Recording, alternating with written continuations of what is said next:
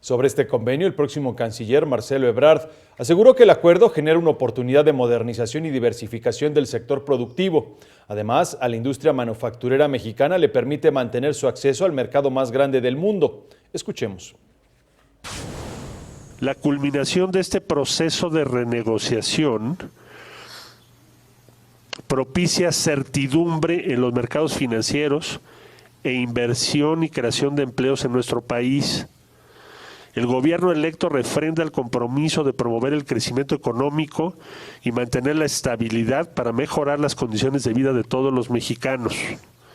La negociación abrió la posibilidad de actualizar el Tratado de Libre Comercio con elementos que no estaban presentes o cambiaron sustancialmente en los últimos 24 años.